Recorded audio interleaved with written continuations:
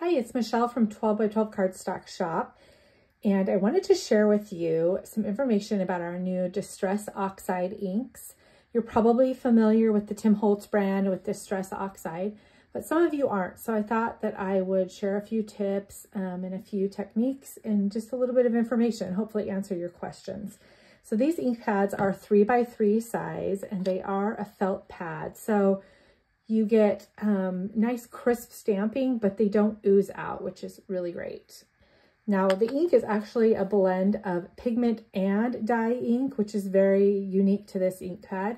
If you're familiar with the traditional Tim Holtz Distress inks, these are different. They actually react to water, which is really cool, and I'll show you some of that in a little bit.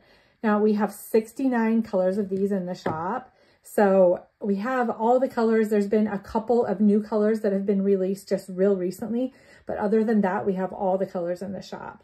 So let's get started. I want to show you a few techniques and kind of the ways I used it. So I'm going to just show you some of the basic things. And then the best thing to do is just to get out your paper and just start messing around and come up with some ideas. All right, so the first technique is to just blend two colors. So I'm using mustard seed and spiced marmalade for my two colors. This is kind of a fun fall color palette. So, and then we also have these Tim Holtz sponge applicators, or we have little daubers that go on your fingers in the shop. So whichever you prefer to use, you can also use a sponge. So I'm just gonna daub my ink a little bit, and then I'm gonna start just spreading it.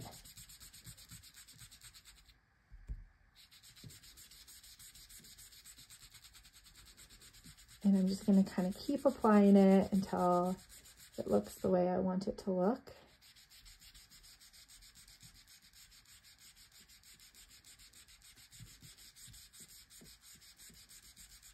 And the thing that's nice about these is they are super blendable. So you can just kind of keep layering the ink, and it's really vibrant, and then it will blend together as you layer it.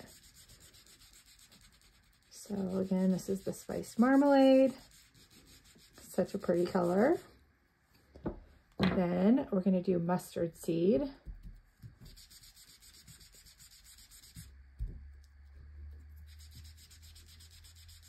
I'm going to start off by kind of not blending the two in the middle, just working the colors separately.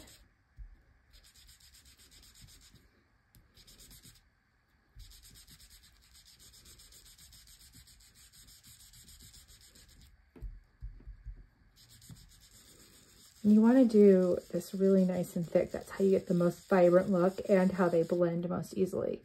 Okay, so now I'm going to go right down the middle here. I'm going to get back to my orange color, and I'm just going to blend the two colors together in the middle here, using a little bit lighter stroke.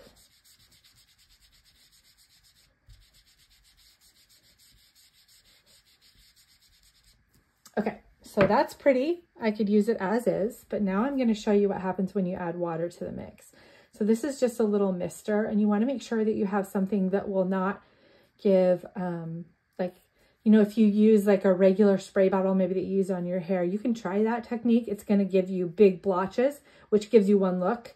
But the mister will actually, it doesn't quite wet the paper, so it won't curl as much, but it will give you a really cool kind of marbly look. So let me go ahead and spray this and show you what happens. So if you can see how that magic is kind of happening, it kind of bubbles up and smooths out a little, smooths out the color, and creates these really cool kind of watermarky looks. All right, so that's the first technique. All right, next we are going to smush. Now I'm working with a silicone mat. Glass mats also work as well for this technique, but you just want something where ink will kind of rub off, wipe off, and also you need something where the ink won't absorb in as you're doing this technique. So I'm just going to use the ink pads, and I'm going to swipe them right on my mat, just face down right with the ink pads. And you can see when I do that, they have kind of like variated colors in them. And I think that's how they kind of mixed the colors to get the look. So I've got those down on my paper. Now I'm going to spray this with a little bit of ink. You'll see it kind of bead up. Then I'm going to take my paper and I'm going to just lay my paper straight down into this inky goodness. And I'm going to use my hand to kind of make sure it's covered and peel it up. So that's the first. Now I'm going to do the same thing, kind of re-ink. Now my mat is still kind of a little bit wet, so that's why you're seeing that look. Whoops. Give it another spritz. Then I'm going to kind of rotate my paper. Do it again. And each time you rotate it, you're layering the ink on. So that's the second swipe.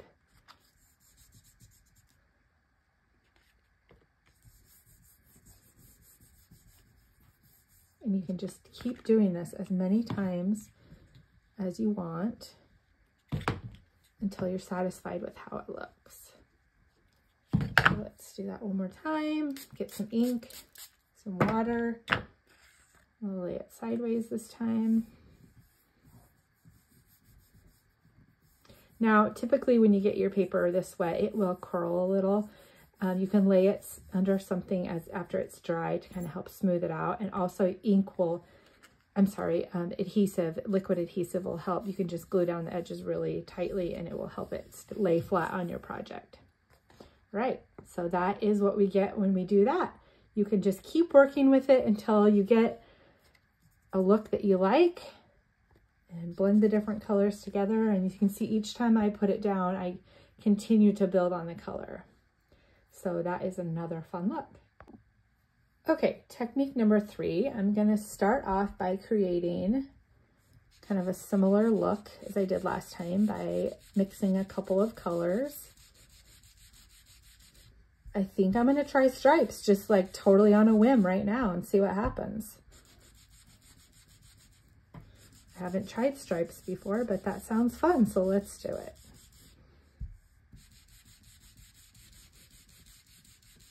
All right, that's spiced marmalade. Now let's get some mustard seed in there. I just really love the combination of these two colors for fall. Looks like candy corn.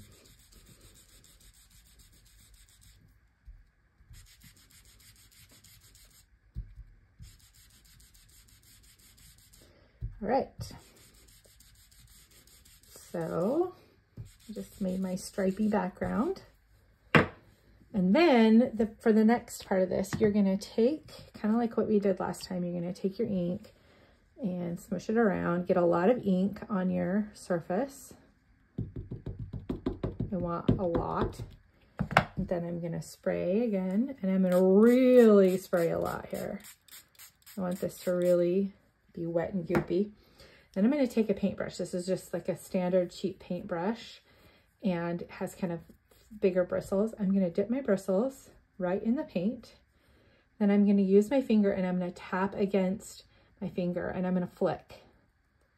I'm just adding little flicks all over. Ooh, I really like how the stripes look with this technique.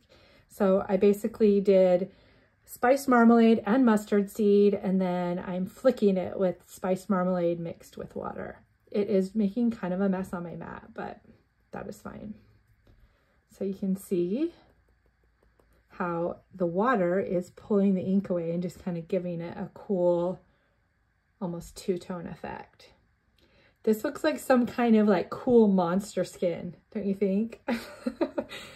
Anyways, you can just keep kind of flicking however much you want until you get the look you want. As it starts to get not quite so moist, you'll get finer little flicks. So you can start out with smaller, a smaller amount of water if you want tinier splatters, or you can use more water if you want larger splatters like that. So, all right, that is technique number 3. Okay, now we're going to move into some of the green colors. So I'm using pine needles and rustic wilderness.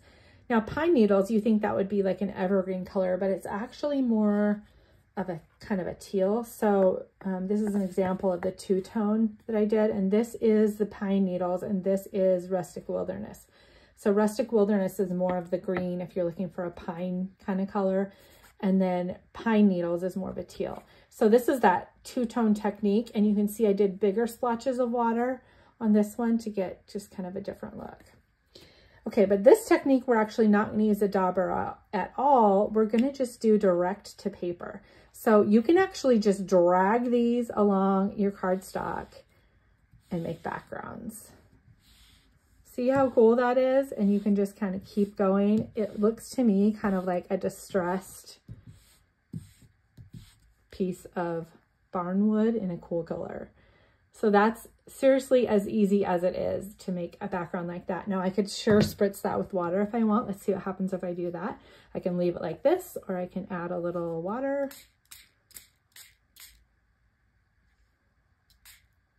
I'm going to try to do a big pool and maybe let it drip a little. And see how it's pulling the color away as I do that. So you can kind of get some different looks just depending on how you use water and where you pull the color away. Right. And as it dries, you kind of like see how the splotches you couldn't see before are starting to come out. It continues to change as it dries, which is really cool. So, all right. So far we've learned some background techniques, but you can actually just stamp with these inks too. So just like you would stamp on any, you know, with any ink pad, these definitely work for that. You can just ink up your stamp directly and stamp it just on a piece of paper, just like normal, like you would use any other ink pad, which is awesome because there's so many colors to choose from. But I'm going to show you a few more just kind of advanced techniques beyond that. So this is my two-tone that I already did, and it's had a chance to dry. It's mostly dry. So what's cool about these inks is that, for instance, with other dye inks, if I had two colors and I had them on here and then I tried to stamp over the top, it would kind of just like all blend together. But these, once it's dry and you layer them, you actually, it doesn't like blend in with each other. So you get distinct layers. So let me show you what I mean. This has had a chance to dry. I'm going to use spiced marmalade and ink up this stamp. This stamp set, because I know you'll ask, is Quaint Blooms by Altenew. It has a nice big blossom in it. So I'm just using my ink pad directly on my stamp, kind of pouncing my ink on there, making sure I have it good. And then, oh, that was still wet, it stuck to it. I'm going to stamp directly on, I think I'm going to go like this, directly on my paper. Now keep in mind the color that I'm stamping this with is one of the colors that's already on the paper. So it'll be interesting to see how it looks once I pull it up. So see, you can see how it just layers on the color, and you can definitely see, even though it's stamped over the same color, because I used water to kind of blend the color in, you can still definitely see it. So that is really fun. And then another technique you can do with stamps is take the stamp. Again, I'm just going to ink it up with spiced marmalade.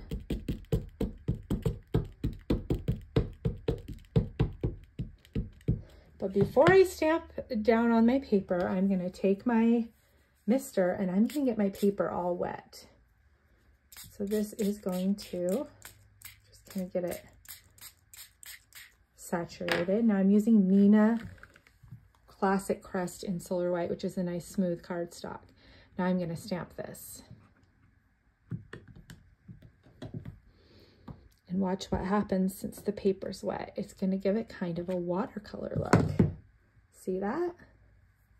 So now as my paper kind of curls, the ink, it's so wet that the ink is going to kind of bleed and blend. I'm going to just let it do its thing for a second because I want it to kind of have that like really molted watercolored look. And like I said, it will dry flatter once it's dry, and you can always stick something heavy on top of it to get it finished off all the way. But isn't that a cool look?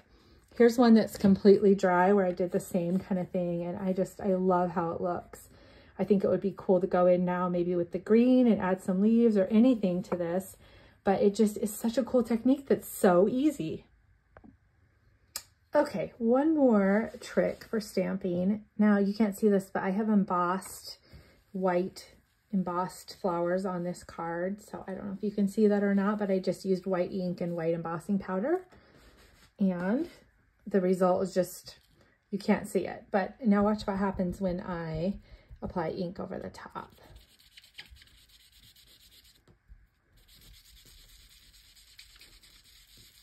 Oh, it looks like I had a little bit of a wet spot right there from when I wiped off my mat, but that's fine.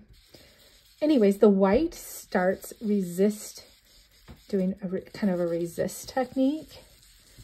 So you can see how it's making the white stamping show up.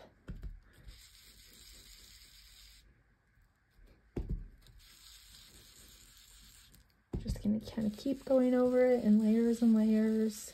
And then another thing you can do is just at the end, just kind of take, this one's wet, so I don't want to use this, but you just use a dry cloth and just kind of wipe it off, and it will pull the ink off the white parts. And then it makes it even more vibrant. So that's just kind of a fun look. I'm not sure how I think that my paper or my pad was just a little bit wet from the last technique. But this is another thing I love. Well, let me just show you this while I'm talking about this.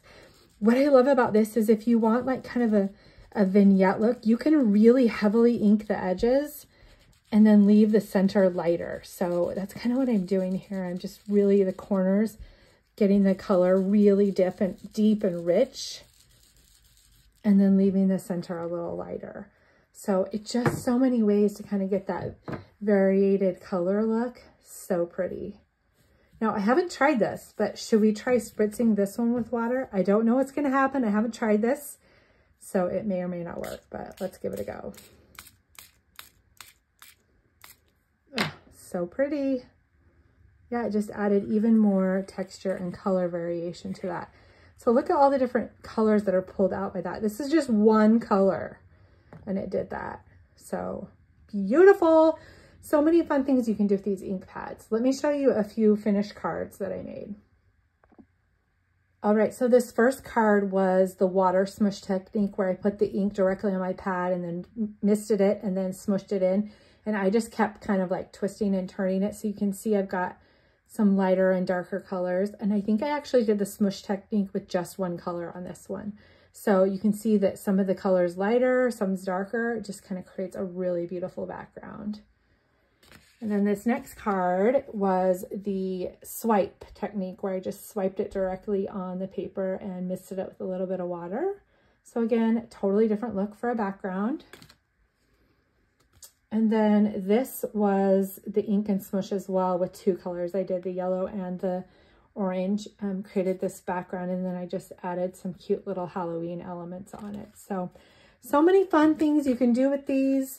Again, don't forget about the stamping. This is the dry one.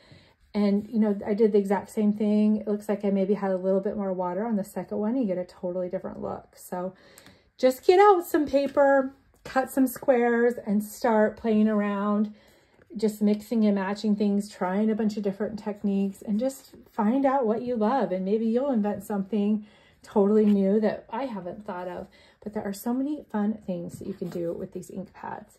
Again, they're in the shop. We have 69 colors of them, and they're available now.